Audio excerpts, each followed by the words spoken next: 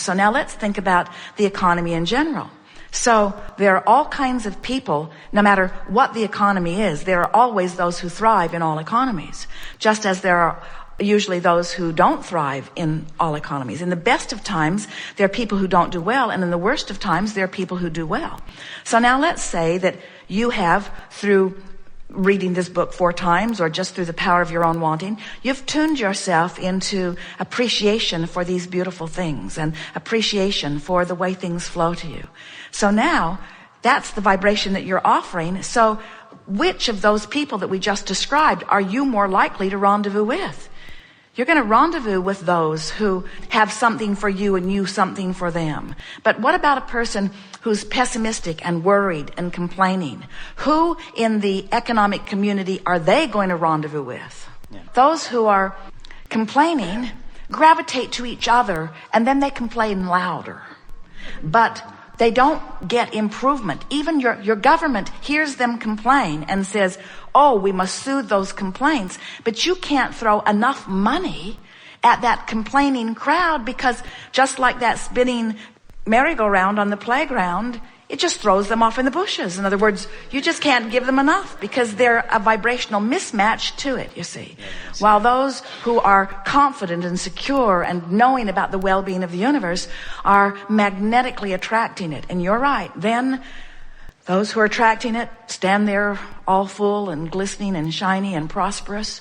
And those who are outside of the vortex, not attracting it, are annoyed by that. And they say, there is injustice, and we need to level the playing field. And we say, there is no injustice. Law of attraction gives everyone exactly what they are offering vibrationally.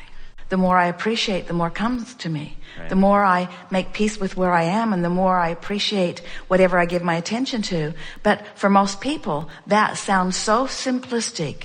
There just has to be more. Oh, you have a secret donor that you're not owning up to. I know that you've inherited your wealth and you're just pretending that it comes through your bliss. And then you could say, any story that works for you. In other words, as you argue for your limitations by messing with my story, you're just arguing for your limitations. I argue for my prosperity, you argue for your limitations. It is exhilarating to stand in a place where you know what you don't want, which causes you to consciously become aware of what you do want. And then to recognize that it's not easy to think about what you do want, because what you don't want is more active. And then to make a decision that you're going to make what you do want on this subject more active than what you don't want. It's what we've just been talking about personality traits in others. So then, through the power of your mind, you do some focus wheels, or you make some lists of positive aspects, but you deliberately think a better feeling thought until you've trained your vibration into a better feeling place. And then, now that part was fun in and of itself, we think, and you do. But then the fun really starts, because now the universe starts showing you, now that you're a cooperative component, starts showing you how much it can deliver to you that matches that. And so just avalanches of, how about this? You like that? How about this? Well, you like that? How about this? Well, you like that? How about this? Until you begin to feel the power of the directing of your thoughts relative to everything. It is so exhilarating. You are a creator, and when you are deliberately creating, it is over the moon.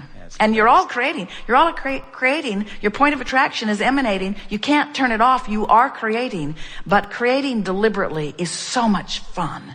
And creating by default, not so much fun.